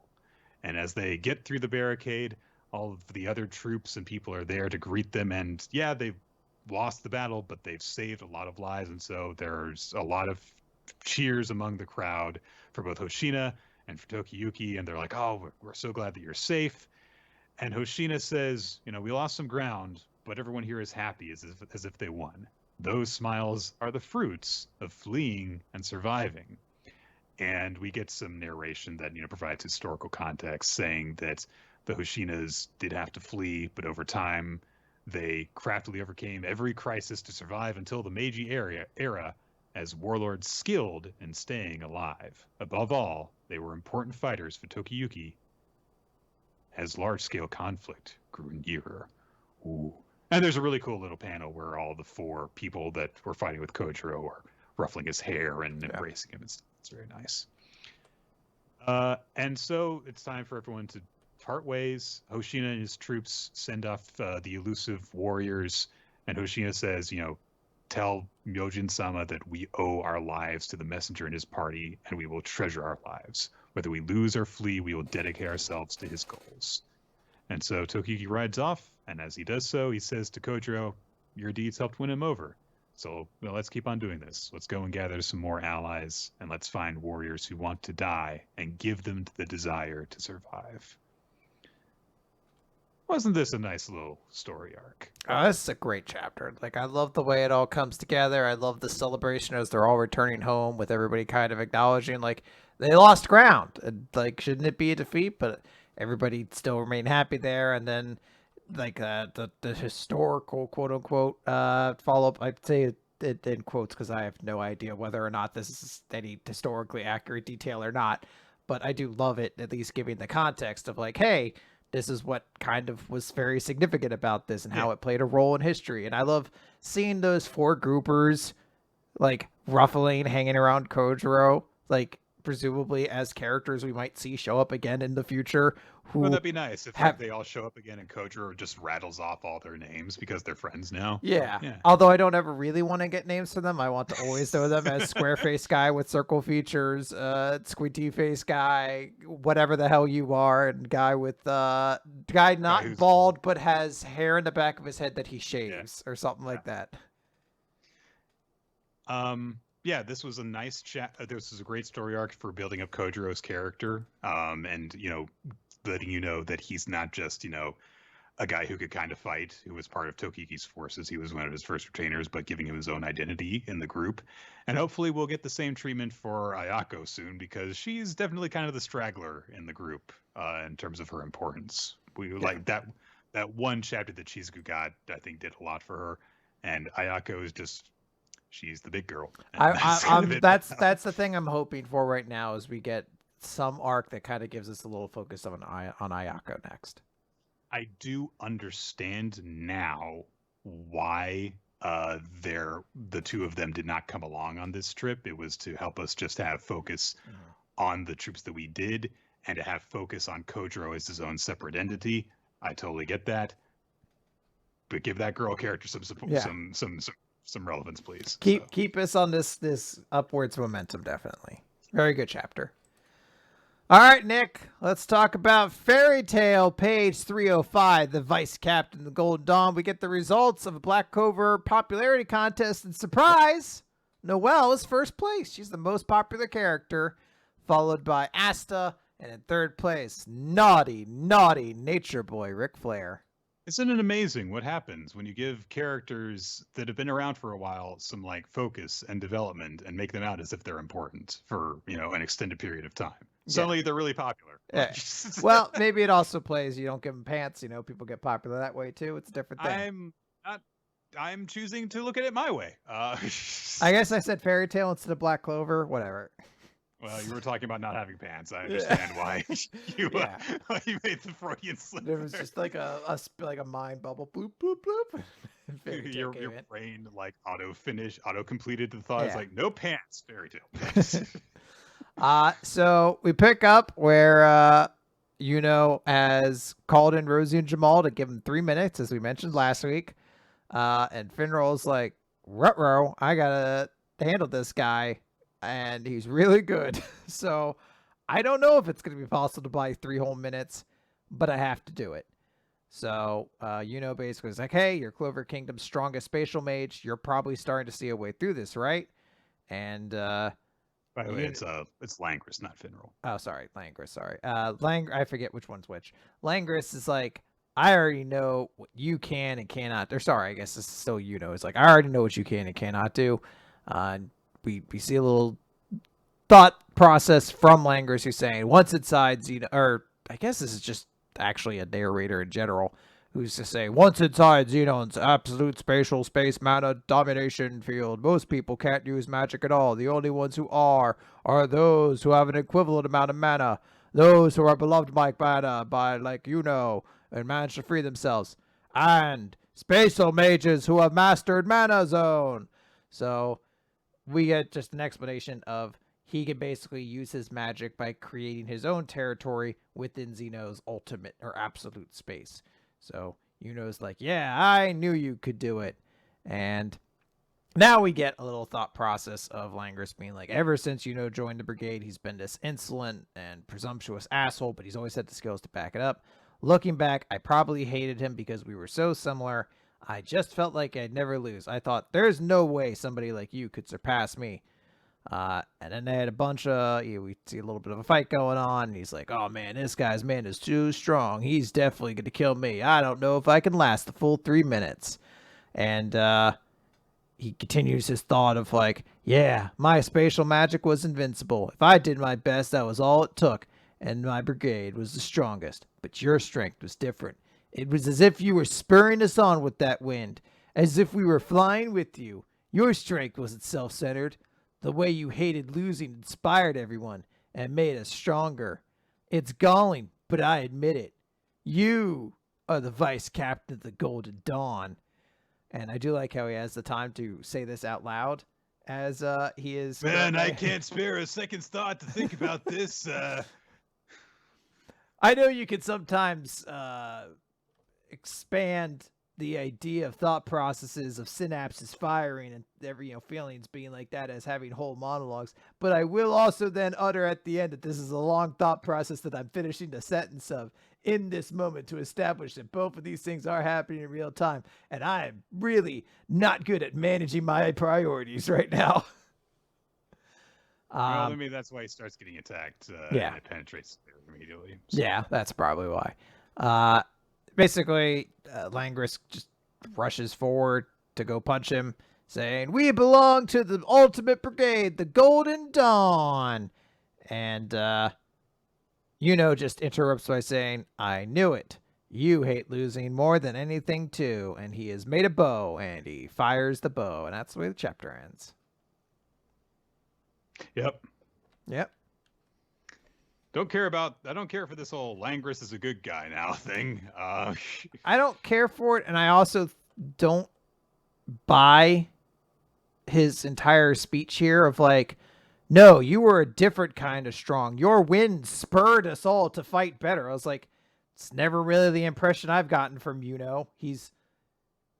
I think he does care about his guild, but he's never really felt like someone who particularly inspires others with his wind to let everyone fly along with them. I think he's not quite that noble in intention per se.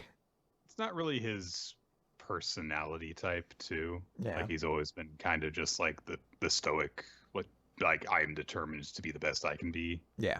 For reasons kind of thing. I think he does trust everyone in the Golden Dawn to be strong. Like, I do believe he has a faith in his guild, but I just don't see him as the wind beneath their literal wings in this case, Yeah.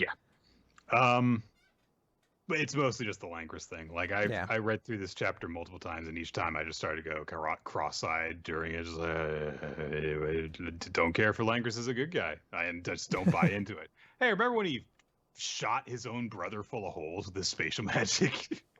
Like a hero would do. I know that stuff has happened since then. It's like, okay, no, he's on the good guy side, and all that. But it's like, it is a weird thing to turn him into this like, oh, but I wanted to be the best teammate. Like, there's a difference there. Yeah. I'll be happy when this part of the fight is done and we move on to the next one, basically. So. Yeah, I can see it. All right, let's set sail for One Piece. Chapter 1025, Twin Dragons. So Momonosuke was adultified by Shinobu's power, and so we saw him in his dragon form. It looks almost identical to Kaido's dragon form. It's just a different color. It's pink. And so Luffy's getting ready to fly him up onto Onigashima. And they appear to be having problems. So Luffy is shouting at Momonosuke. He's like, come on, just fly! And Momonosuke's like, no, dragons can't learn fly. So the HM's not applicable to me. But he's like, I mean, I want to fly, but I just... do you know how high up I get just when I lift my head? He's still scared of heights. Oh, dear. So Luffy calls him out on this, and he's like, no! A warrior fears nothing! So they're arguing back and forth about this, and Luffy's like, come on, I gotta go fight Kaido! So we cut from there to the aftermath of the quasi-samurai showdown attack that Yamato and Kaido engaged in, where they were both on either side of each other at the end of it with their clubs outstretched. But then Yamato declares Mirror Mountain, and the image of him shatters, and then he leaps out of the shattering image. So he's somehow protected himself from the attack with an ability of sorts. And so he uses the brief opening to come in on Kaido and starts wailing into him. He manages to knock him off his feet and force him actually down to his knees while propping himself up with his club. And while he's pushing himself up, Kaido just... he doesn't seem to really care about the attack he's just taken. He's just like, look at you, acting like a soldier of Wano. But you can't escape your bloodline. You are still the son of Kaido. Do you really think any of the samurai here see you as a comrade, regardless of what cause you choose to bear on your shoulders? But Yamato says, that doesn't matter. But Kaido keeps on going and says, you've been alone on this island for years, hopping about the rocks, crawling through the attics, always alone. And Yamato says, that's not true. I have friends. I mean, I did. Because he's thinking about Ace, which is really sad. It's like, oh my god, he made, like one friend in 20 years, and then he died as soon as he left. Ugh. But it's not just Ace. As Kaido brings up, there were those samurai in the cave. And everyone who ever showed favor to you is dead. And we get an extension of the flashback from before to where there were people who offered Yamato food and like a blanket to keep warm and stuff. And then they just got put to death immediately after that because they found out that they were sneaking out food for the ogre princess. And this starts to wear Yamato down as he gets beaten with Kaido's club some more. And Kaido declares that friendship is a sham. It's all for show. And deep down, they fear you. You must rule others with strength. You are the child of ogres. You are not meant to be friends with humans.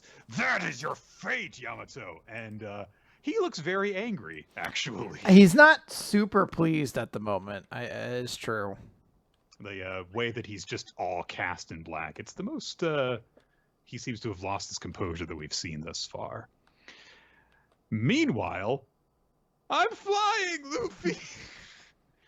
This is such a weird, chaotic, silly sequence that unfolds.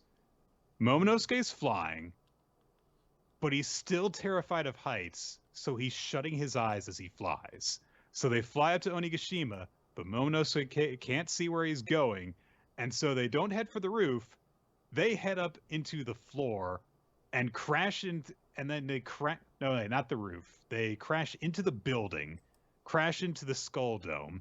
Everyone looks up and they're like, oh my god, another dragon.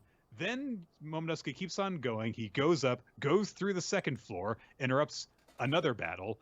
And so we see like first Luffy and Sanji and King and Queen and everyone else. And then we see Kid and Law and Big Mom. And then they keep on going. They go up through the third floor. And it's just constantly, he keeps on going up, and then we cut away as Momonosuke is taking the elevator up through floor after floor. And Kaido just says, there's a lot of noise going on down there. It's probably Lin making a mess of things. Yamato is back in his human form now, and he's like, I'm not done yet. He gets to his feet and is getting ready to launch his next attack. But then Momonosuke has just come up through the Skull Dome, and he's in the air again. And Luffy spots Kaido down on the roof. And this time, Momonosuke goes charging in directly for him with his eyes open. And Luffy prepares an attack. And as they charge forward, Luffy launches a Gum Jet Culverin, whatever the hell that is. And Yamato launches his own attack, White Serpent, and the two of them, by happenstance, strike Kaido together and send him flying. And Yamato looks up and realizes that Luffy has arrived again. And Luffy's like, oh, hey, you were holding Kaido back for us. That's great, thanks. Because he's a good friend like that. A culverin is a gun. Oh, well, that Like an explains it. old cannon, basically. Luffy's a gun nut, I guess. Kaido's angry, so he turns into his full dragon form and he stares down the Momonosuke dragon. And he's like, "Who is that? Who's that other dragon?" And Yamato seems to realize who it is even before Kaido does. Luffy is ready to go, and he says to Kaido, "Nothing you do is going to kill me. I'm the man who will be the king of the pirates." And Momonosuke is scared and timid as usual. He stutters over his words, but eventually he says, "My name is Kozuki Momonosuke, the man who will be Shogun of Wano." And Kaido says, "The world doesn't need two dragons." And that's where we end our chapter. I believe that we're getting a break from One Piece next week. Yeah, One Piece is off next week. Which is a pretty good point to leave on a cliffhanger, I think. Leaving us with the three people staring down Kaido, and we'll see how that battle unfolds. Yeah. All right. That's gonna do it. I guess let's talk about chapters of the week. Yep, favorite series and MVP. What do you say, Chris? So for chapter of the week for me, this is like a 2-dog fight between Undead Unluck and Elusive Samurai, and I think I'm going to give it to Undead Unluck, if only because again, like, there's just so many little small touches in that chapter that I really, really like, and I don't know why, but every single one of them made me laugh. Or like smile. Like, it was just one of those chapters. Like, even as we described it for the recap, I was like, this is a fun fucking chapter. Yeah. Intense, and it's very emotionally fulfilling. I am going to basically echo you exactly. I just say, like, yeah, same sentiments on Undead Unluck. Really, really enjoyed it. I am going to give it the chapter of the week because I think that it's just like the best chapter. It would be easier to give it my MVP because then there's fewer characters to choose from, and that would probably be more fitting. But I'm going to give my character of the week to Hoshina from the Elusive Samurai, because he's the one who has had the breakthrough on why what they were trying to do was important. And it's really nice to see him, come to this realization, like, yeah, this was the right thing to do. It was worth it to see everyone alive and happy. So. Yeah. I think I'm just going to continue it with Undead Unluck and do Top as my MVP.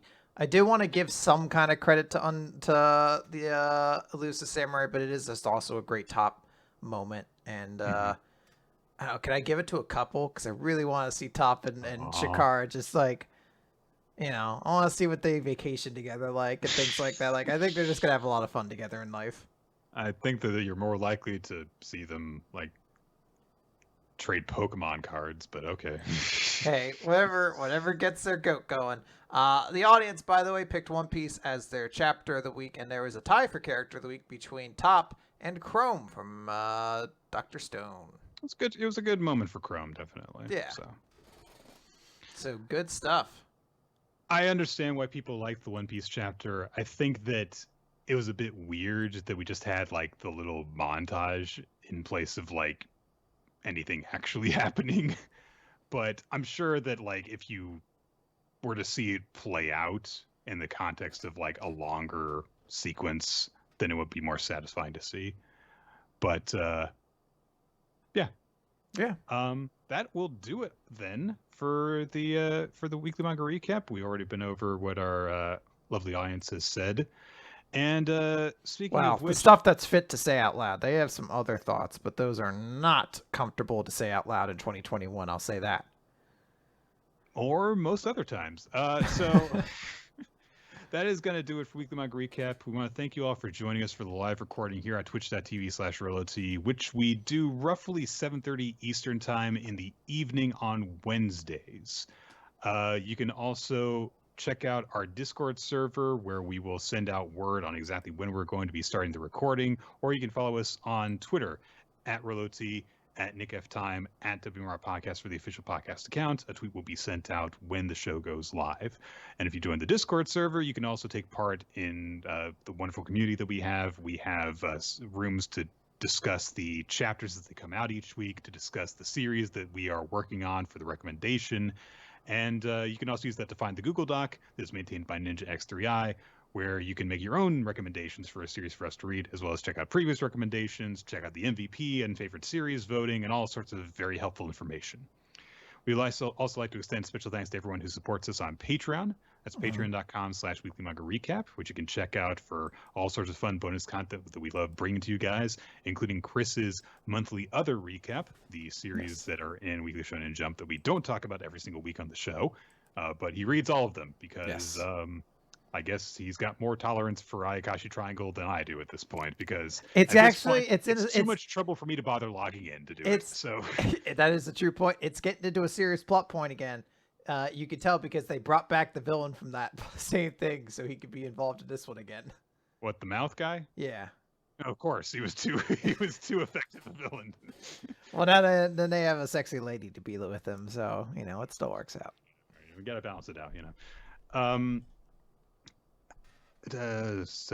Patreon. We'd also like to send special thanks to Winslow Cheddar and Milo Jack Stillitz, who create the opening sequence for the video versions of the show that you can check on our YouTube channel. You can also listen to the show on weeklymangarecap.podbean.com, as well as on iTunes and Spotify, and generally anywhere that podcasts can be listened to.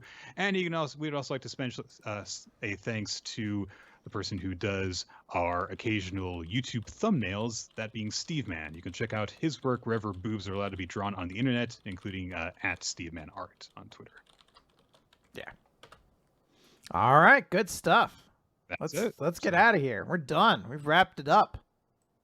No one could stop us now. Right, like the chapter we covered today. I was thinking the song.